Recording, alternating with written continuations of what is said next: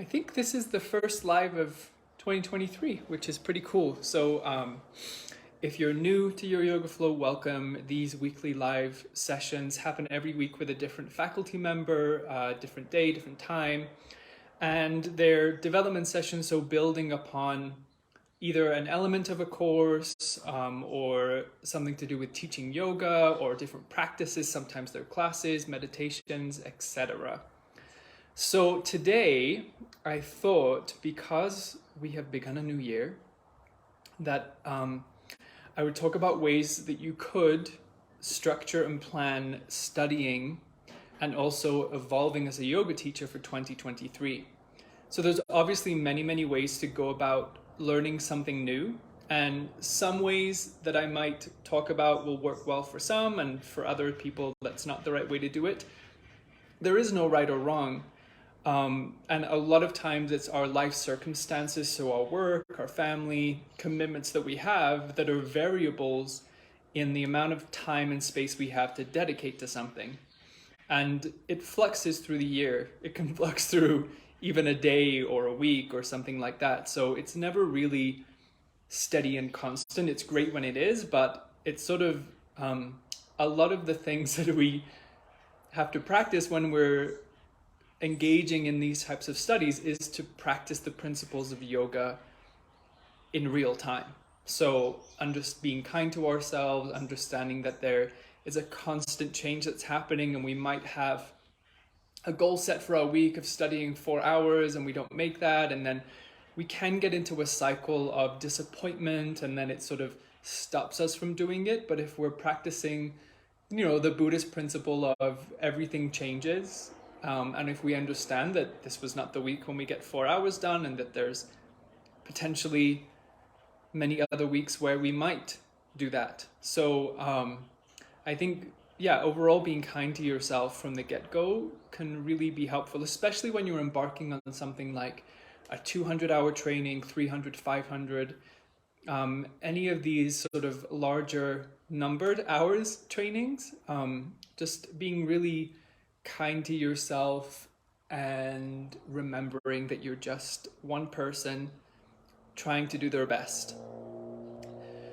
So in all of my years of studying music, yoga, and languages, I found some really helpful things that have helped me to learn something new, and also some not so helpful ways. But we'll talk about the helpful ways today. So I thought let's dive in first of all and talk about different ways we can approach our learning in 2023. Some of you might already have this down pat. You're good with studying, you've got a schedule, it works for you. That's great. I think some other people maybe aren't there. And this was me. This was things that I've sort of learned about myself along the way that I thought that I'd share. The first most important thing that I ever learned was figuring out your study habits. So if you think back to when you were in school or college or university and think about what your study habits were, if you even had any. Some of us were the crammers, the people who left everything to the last minute and pulled all-nighters and made things happen. And others probably were very organized and methodical. And some people just sort of wing it every day and just sort of see, you sort of see what happens. I didn't really have any study habits in high school. I just tried to get studying out of the way as fast as possible so I could do other things. Because it wasn't my priority. My priority was learning music and doing extracurricular things. So I made sure I had the time for those and I would practice. But sitting down, reading and writing in a sustainable way was not something that I ever figured out till university. And even then it was later in university, because for the first few years I was definitely a crammer. So if you didn't have great study skills in your younger days, maybe think about how that affects you now, if at all. And if you realize that, oh wow, I've never really thought about study habits before, or things like this, then it might be time to reflect on that, sort of see okay, can I start to cultivate then some structure and some habits, just like, getting up and brushing your teeth and these kind of habits. Can I start to make this something that I'm able to do sustainably on the regular? So on that, I think maybe for me at least, the most important thing was to find out or to figure out or take some time to think about when I'm most productive in a day. Obviously, it's not always possible to study when you feel most ready and receptive, but it's a good thing to know about yourself. So I'm a morning person. So if I'm trying to learn something new, I find my brain and my body are most receptive earlier in the morning. I'm not a night owl. I can't really past 6 p.m. think about anything else except for relaxing and heading to bed. But in the morning, I'm happy to get up early. I can be super productive right off the bat if I need to be. So know that about yourself, or take some time and figure out, like, when do I feel most ready, able, and willing to learn? It may not be that you are able to study in that particular time, but on the off chance that you are able to, then you're selecting the time of day when you are most productive, which may mean that you can condense your studying down a little bit because your brain's receptive, your body's receptive, you're able to really focus for 15 minutes in the morning, as an example, as opposed to kind of just getting through an hour in the evening in the same amount of material. So it can make a really big difference. And on that note, the other thing to think about yourself is, how long can I focus for? So we all have varying degrees of the time that we're able to sit down and focus before we sort of just end up reading the same sentence over and over and over again. So what is a good amount of time for you for effective studying? And I think when I reflect back on my university and school days, I think that it was a little bit different because you were sort of forced by someone else to do this reading or to do this assignment. Whereas when we're doing self-paced on-demand learning, we can decide what works best for us. I can watch 15 minutes of a lecture in the morning and maybe that's all I'm able to focus on. Or I can do multiple hours of studying. So knowing when or for how long you can focus is really important. And it's not something that I learned in school. It's something that I've learned later on, that my focus is fairly short, but within that amount of time, if I'm in that part of my day when I'm most productive, then it's way better than 6 hours at the end of a day. So once you know that, you can start to structure some sort of schedule.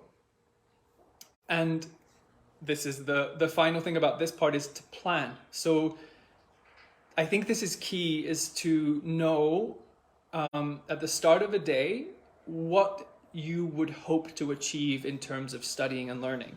So that might be that, okay, I'm going to do 30 minutes at 9 a.m. on Monday, Wednesday, Friday. And have that set there. It doesn't mean that you'll definitely get that done, but having some sort of schedule will help, because then you can make little adjustments too. Maybe it's okay, it's not 9 because this thing came up, but maybe I can shift it a little bit later or to the next day. Have some sort of structure. I think if you're an anxious type 2, structure and routine, even just knowing that they're there, can really help. Because sometimes you can feel sort of lost, like, I have to learn hundreds of hours of material and I don't even know where to start. So start by knowing these things about yourself, your study habits, how long you can focus for, the time of day you're most productive, and then make a plan based upon that, and know that the plan will change and the plan will shift, and that is totally okay, because every step that we're taking is a step forward. Some other things that I've kind of learned along the way is that my best studying happens, or happened, and continues to happen when I'm relaxed. So one of the things I love to do is studying in the bath. And I've actually learned entire operas, read whole textbooks in the bath, and that might seem really odd to some people. but setting time aside for some self-care and some self-development is like a win in my book.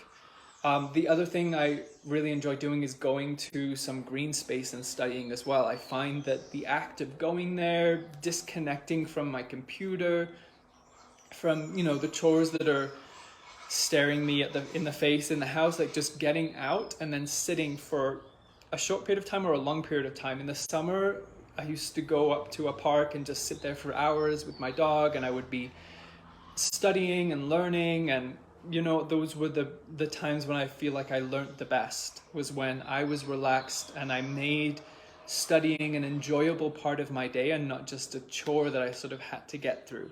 So if you're able to, and I know that not everybody has the space and the time to be able to make sure that they're relaxed when they're studying, but if you can be relaxed and you can sort of make it this lovely moment in your day, then I think that that's ideal.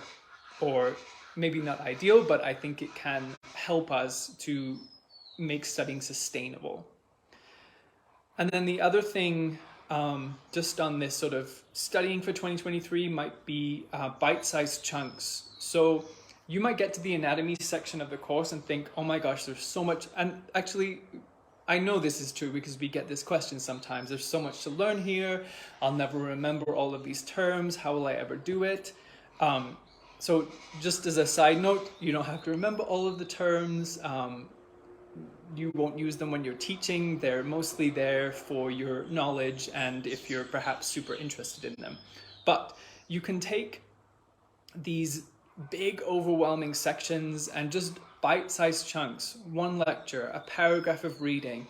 Angela, I think a few times has suggested just playing the lectures in the background as you do something else. Maybe you're sweeping or cooking or something like that. Like, have it there. You don't have to be like fixated, focused and trying to remember everything, but you can make it bite-sized chunks, digestible chunks of information, little bit at a time.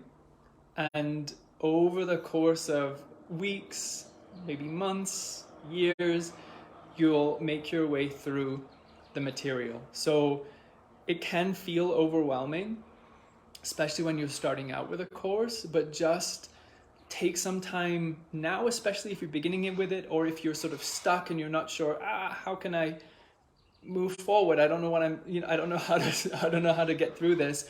Just bite-sized chunks, little thing, a paragraph, 2 paragraphs of reading, one lecture at a time,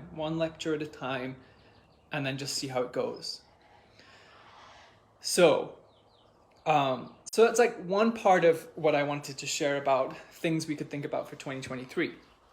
Obviously, not all of you are working your way through a course. Some of you are already teaching. You're working through other courses, or you've finished the 200 hour, you're out there sharing your love of yoga with the world, and this is amazing. So then, how can we continue to expand and grow as yoga teachers in 2023? So I think one thing that's really important to do as a teacher, once you've been out there for a while and you've sort of built up a schedule of teaching and you've built up a community, is to take some time to reflect on how your teaching is going. So notice which classes have a high frequent attendance, where there's lots of student engagement, and then notice the classes that maybe have fewer students, less repeat students, and less kind of engagement. I remember that a few years into teaching, I figured out who my demographic was and the styles of teaching that I was good at, or the ones that I excelled in. And yes, I could teach power and vinyasa classes, but the attendance for my gentle hatha classes was through the roof. And this made me recognize that while it's possible to teach all styles or a lot of styles of yoga, I had something going in those classes. There was everybody, like just the vibe in the classes was different. People engaged with each other. There was a sense of community. People really liked the style, the rhythm, the pace, the flow. So I started to focus on gentle type yoga practices, and I switched out the classes that I always felt a little bit like I had to work extra hard for, the flow and the power classes, and I switched them out for hatha and restorative classes. And it was a scary thing to do as a yoga teacher, to give away classes, but fairly quickly those spots filled up with other classes that were given to me, and eventually in a position of where I had to say no to some classes, and I sort of became not known, but my thing was gentle yoga classes, and I got a lot of work from that. So a good thing to do if you've been teaching for a few months, a few years, is to reflect on what you are teaching. If you haven't, probably you have, but if you haven't, notice where it's sort of, there's a vibe happening, I guess, or the student engagement is really high, and also where you feel really competent and confident in your teaching, and start to focus in on that.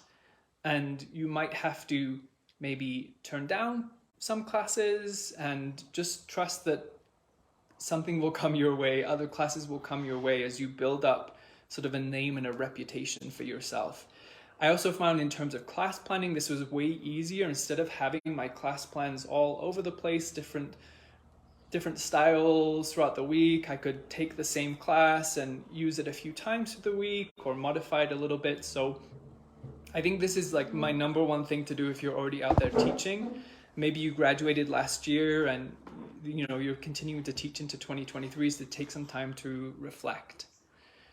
The other thing to think about is, in your yoga community, if there's a gap, can you fill it? So if you're looking to expand your teaching offerings, and you're maybe consider what is lacking in the community that you're in. If there's already 7,000 yin yoga teachers, but only 50 restorative teachers, then maybe becoming a restorative yoga teacher could be really helpful for yourself from a teaching perspective. You'll be able to offer classes, but also for your community as a whole. So I know that, for example, in the cities that I've lived, there's been a lot of yin yoga teachers. There was a lot of yin yoga trainings happening. Everybody was doing yin yoga, but restorative yoga wasn't really that popular, but students wanted it because it's different than yin yoga. And so the teachers who were able to teach restorative ended up getting quite a bit of work from that. So just think about maybe where there's a lack in the community that you're in, and are you in a position to be able to fill that? The other thing is to, if you are teaching, is to keep studying, because this is the best way to keep your classes inspiring and interesting. And it's sharing what you learn with your students as you're teaching. So I try and do like something each year, whether it's a course or decide to learn something new that expands my skill set as a teacher. And this always ends up weaving itself into my classes. Becomes themes for classes, it becomes something that's brought up in classes, or I'm sharing new things. I maybe took a breath work course, and then I start to incorporate these different breathing techniques into my classes. And so I find that it can happen quite quickly that you start to feel like a bit repetitive in your teaching, and you're probably not, because your students aren't there for the 20 classes a week that you're teaching. But if you're feeling that way and you're sort of lacking inspiration, study something. It doesn't have to be anything formal. It could just be diving into a new sort of area of philosophy or anatomy, self-studying, or taking a course, or picking 6 books that you'd like to read through the year and then working your way through those. So just to keep evolving and growing as a yoga teacher.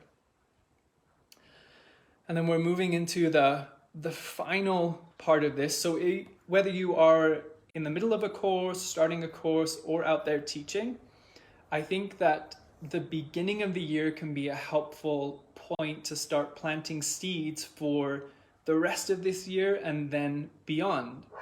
So it's never too early, no matter where you are in this studying and teaching journey, to start thinking about your hopes and your dreams for why you're doing this. I mean, you can hear the dogs crying. We all started on this journey because we had hopes and dreams, whether it's to share it with a certain population of people, or to have the freedom to move around the world teaching yoga, to host retreats. Everybody probably had some sort of desire as for why we're doing this. I know that I did, and I know other people who had the same. Like there was a reason. So if you're just kind of starting on the 200-hour course, you're beginning to work your way through the material, then when you're ready, just start teaching. Just start teaching a friend or family member, even just for a few minutes a week. Maybe you get to the meditation section and you begin teaching a friend or family member some meditations or pranayama, and then you start to get to the asana section and you create like a short 5 to 10 minute sequence of the asana that you've learned, and then you start teaching that. But it's really never too early to begin teaching a friend or a family member, someone you can sort of practice teach on. Because if you sort of wait till you're recording your practicum to really start practice teaching, you maybe haven't built up the confidence and the competence to easily move through that section. So the sooner you can start teaching just little things, meditation, pranayama, a couple of asana, a shavasana, these kind of things, just start honing your teaching skills as soon as possible, as soon as you're comfortable. If you're already out there teaching, you're teaching classes for a few years, maybe plan, if you haven't, a workshop or two for this year. It'll give your regular students something to look forward to. And you can do this a few ways. One way is to teach a workshop on something you're super comfortable already with teaching. So maybe you love arm balances. So you're going to teach an arm balance workshop. And it's going to be less work in terms of preparation. You sort of already have a deep knowledge of those things, so you can easily share a workshop with your students. The other thing that I like to do is to pick something I'd like to learn it, and then share that in a workshop setting for students. So maybe you want to learn restorative yoga. You want to offer a flow and restore workshop, which was a fairly common workshop where I was previously living. So you take a restorative yoga course, or you remember your restorative yoga teaching if you've taken it and you're not actively out there, and then you start to put together a flow and restorative workshop. Things like this, or maybe it's a meditation or a pranayama workshop, but start to think about offering maybe 1 or 2 workshops this year that you can use, because workshops are a great launching pad to then doing day-long retreats or half-day retreats, and then retreats in a different location, and then retreats abroad. So start getting used to offering things outside of the traditional class setting into a workshop setting. Also help you for the future if you decide to do teacher trainings, this sort of thing. So that would be something for people who have started teaching already, or maybe who've just started building up a class schedule. If you know that teaching retreats is on your bucket list, then start kind of planning that now, because those things do take some time. So reach out to some of the retreat centers you might want to potentially teach in. You can tell your students that you're starting to think about offering something like this, so you kind of plant that seed now. And look at other people who are hosting similar type retreats that you'd like to offer, whether they are more like workshop type retreats or rest and relaxation retreats. There's lots of resources out there. And so it's just start to plant the seed, because when we plant the seed and then we let time and sort of dedication and hard work nourish it, then it will begin to flourish. But if it's always in the back of our mind, like, oh, I will study 4 hours next week, or I will host a retreat in 2024, it can sometimes end up just staying there. But by verbalizing it or actively taking steps to sequentially, step by step, make it happen, then it will probably very likely happen. Or maybe it won't happen for 3 years, but you will have at least started and begun the groundwork, which is the most important thing. Whether you're studying a course, whether you're out there teaching, whether you're wanting to expand your offerings, just putting in a little bit of groundwork now will really help you for this year and then beyond. So that's sort of everything that I have for today, and hopefully some of that is helpful for some of you. It's sort of just a bit varied way that we can think about 2023 depending on the different places we are in this journey, whether you are starting your studies, towards the end of your studies, or out there teaching. So just know that I guess the overarching theme for this whole thing is about planning and beginning to plant those seeds now, whether it's studying or teaching or expanding your offerings. So feel free to write anything in the comments if you have some great study tips that you'd love to share with the community, or any advice for anybody who may be out there and struggling with the studying or struggling with teaching. So that's what's so great about this Your Yoga Flow community, is this place where we can all exchange and support each other. So thanks for watching, thanks for joining me, and I will see you all. Oh, one like comment. Oh, Sophie is halfway through, and oh, you lost your way a little bit. Oh, I'm glad the advice is helpful, Sophie. It's so normal when we're taking something as big as a training like this for the momentum to shift, and that it's in flux all the time, and hopefully just by even showing up here today, it sort of works inside of you, that hopefully maybe you'll be able to find a little bit of momentum, or just sit with the fact that that getting lost along the way is very normal and is part of this journey. And just by showing up today, you've already proven to yourself that it's important to you, and that you will get there. I know you'll get there. So I'll see you all again very soon, and have a wonderful Friday. Bye.